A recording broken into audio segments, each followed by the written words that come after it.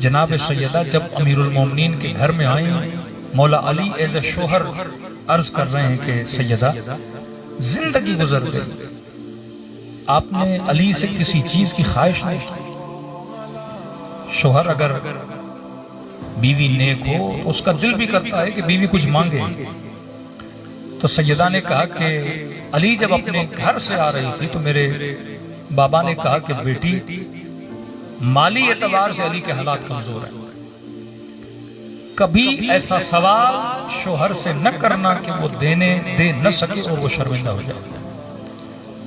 कहा कि जिंदगी गुजर गई, मैंने आपसे कभी कुछ नहीं मांगा। कहते हैं इत्तफाक से सैयदा बीमार भी थी। अमीरुल मोमिनीन ने फरमाया कि सैयदा आपने जिंदगी में कुछ भी नहीं मांगा, लेकिन आज मेरा दिल है कि आप अली से कुछ मांगे। तो उस बिस्तरे बीमारी से सैयदा ने अर्ज किया कि अली मेरा दिल है कि आज अनार खा। अंबर कहते हैं मौला फौरन घर से बाहर निकले और जो फ्रूट की बाजार थी, मार्केट थी, मौला वहां गए। एक एक दुकान से पूछा कि अनार है कि नहीं। कहते सब दुकानदारों ने कहा, या अली अभी अभी अनार का सीजन खत्म हुआ है, मार्केट में अनार है ही नहीं। अब आपके जहन में वो अमीरुल मोमिनीन हैं जो मौजज़ा करके ईंट को सोना बनाते हैं, जो मिट्टी को अपनी गोद में डालें तो जवाहिर बन जाते हैं। कभी भी अहले बैत ने मौजज़ा अपनी जात के लिए नहीं किया, मौजज़ा करते थे तो हिदायत बशर के लिए। ये नहीं कि मैं इमाम हूँ, एजाज इमामत है और जगह जगह अमीरुल मोमिनीन मौजज़े करते रहे। फरमान नहीं, मौजज़ा किया, किसी को हिदायत देनी थी तो मौजज़ा करते थे। वरना इस्माइल अगर एड़ियां रगड़े तो आब ज़मज़म निकल आता है। और इमाम हुसैन के 6 महीने का बच्चा जो फख्र इस्माइल है, असगर, शिद्दत प्यास है कि ये बच्चा एड़ियां रगड़ता तो आप जारी न होता। या इमाम हुसैन अगर दुआ के लिए हाथों को बुलंद करते, खुदा बारिश न बरसाता। एक आम वली भी दुआ करे तो बारिश बरसती है। इम्तिहान इलाही ये कि ताकत के होते हुए बंदा ताकत को इस्तेमाल न करे। मेरे पास पावर है लेकिन उस पावर को इस्तेमाल न करो। एक दुकान, 2 दुकान, काली अनार खत्म हो गए। इमाम ने कहा कंबर पूछ तुझसे शायद किसी ने रखे हो। कहा मौला इस शहर में एक यहूदी है, वो अनार रखता है अपने पास स्टोर करके। सैयदा को अनार की चाहत, मौला अली अनार के लिए निकले, बाजार में अनार नहीं, उस यहूदी के दरवाजे पर गए, दस्तक दी, बाहर निकला, अली को सलाम किया, मौला ने जवाब दिया। इमाम ने कहा सुना है तेरे पास अनार है। कहाँ है तो सही, लेकिन अली मेरे घर में एक ही अनार है जो मैंने अपनी बीवी के लिए रखा हुआ है। तो इमाम ने फरमाया जिंदगी में अली से किसी ने कुछ भी नहीं मांगा, पर आज उसने सवाल किया है और अली को अनार चाहिए। अगर उसकी कीमत 4 दिरहम है तो अली तुझे 8 देने के लिए तैयार है। का मसला पैसों का नहीं। कहते हैं दरवाजे की पुछ से उसकी जोजा सुन रही थी, शोहर को घर बुलाया, का देख नहीं रहे कि अमीरुल मोमिनीन अली इब्न अबी तालिब तेरे दरवाजे पे खड़े हैं।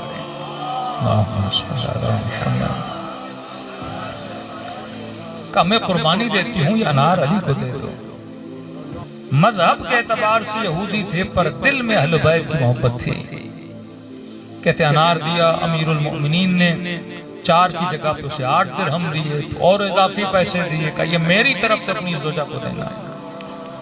अब खुशी अली को के हाथ में अनार मिला, सैयदा को जाके अनार देंगे। कहते जब मौला वापस जा रहे थे तो किसी खराबे से किसी फकीर की आवाज आई।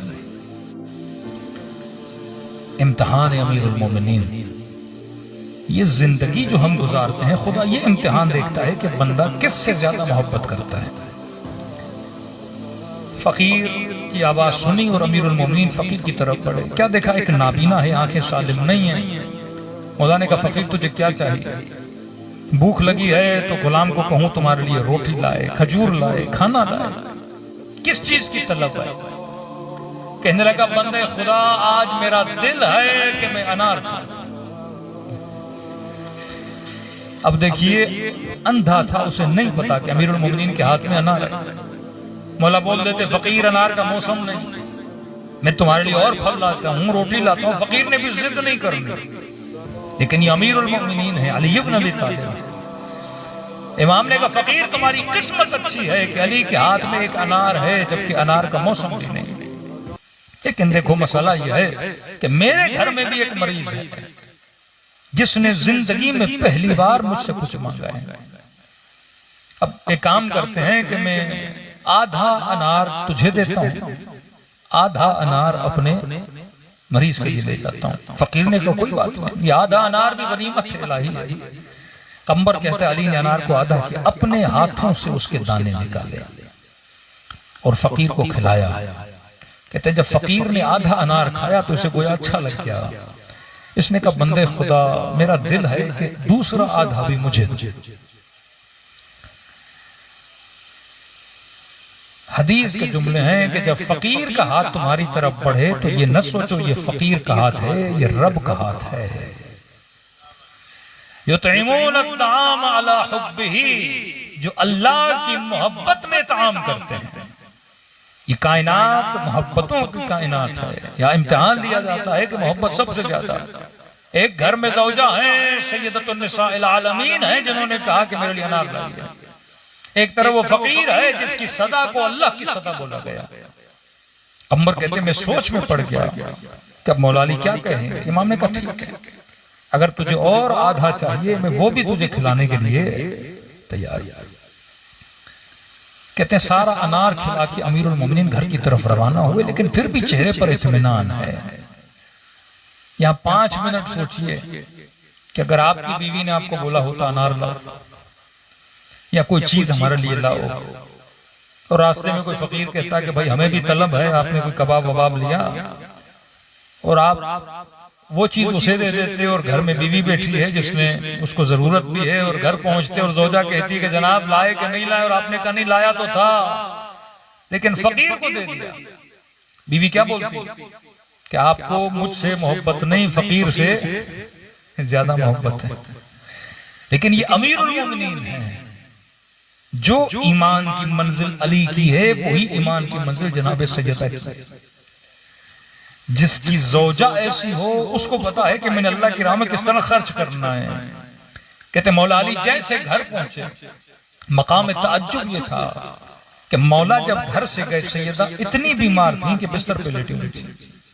या मौला कहते हैं मैं जैसे घर के अंदर दाखिल हुआ, देखा सैयदा घर के सहन में है, घर की सफाई कर रही हैं, खाना बना रही हैं। ताज्जुब से पूछा कि नबी की बेटी आप तो बीमार थी, आप ठीक हो गई? सैयदा ने फरमाया हाँ या अली, मुझे अल्लाह ने शफा दी है, बदन में सेहत आ गई है। फरमाया सेहत अचानक कैसे आ गई? तो कहने लगी सैयदा, फरमाया कि अली जो अनार आपने मेरे लिए भेजे थे उन अनारों के खाने के नतीजे में अल्लाह ने मुझे क्या अता की है? शफा अता की है। ताज्जुब से कहने लगी कौन से अनार? तो सैयदा ने पूरे अनारों की पेटी दिखाई जो अनारों से भरी हुई थी। सलवात पढ़े सैयदा की शान पे।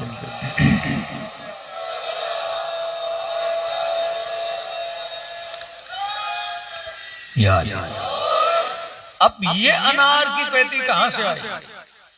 यहां पे मौला फरमाते हैं अल्लाह का फरमान, अगर खुदा की राह में एक दोगे खुदा 10 करके वापस करता है। यहां अली ने अनार फकीर को खिलाया, वहां जिब्राइल पूरे अनारों की पेटी लेकर आया। अब दूसरा नतीजा ये निकलता है कि एक दोगे खुदा कितना देगा? 10 बना के देगा। दूसरा नतीजा ये कि अगर आपका बेटा बीमार है, अब बेटे के लिए आधा किलो गोश्त लेकर आए। जरूरी नहीं कि इस गोश्त में शफा भी हो। आधा किलो सेब लेकर आए, जरूरी नहीं कि ये आधे किलो सेब में आपके बच्चे के लिए शफा भी रखी हुई हो, क्योंकि आप अपने पैसे से लेकर आए। शफा की जमानत नहीं है। वो अनार जो यहूदी ने दिया था, ये जरूरी नहीं था कि सैयदा अगर उस अनार को खाती तो उनको शफा मिल जाती, लेकिन उस एक अनार को देने के बदले में जो खुदा 10 देता है, उस रिज्क में खुदा शफा देकर आपके घरों में भेजता है। क्योंकि सदका 70 बलाओं को दूर करता है। यहाँ आपने 100 दिया, उसके बदले में जो 1000 आपके घर में आता है, उस 1000 में अल्लाह क्या रखता है? शफा रखता है। यहाँ आधा किलो दोगे, उसके बदले में जो खुदा आपको 5 किलो देगा, उसमें अल्लाह क्या रखेगा? शफा रखेगा। तो सैयदा ने खाया, अल्लाह ने क्या अता की? शफा अता की थी। जिस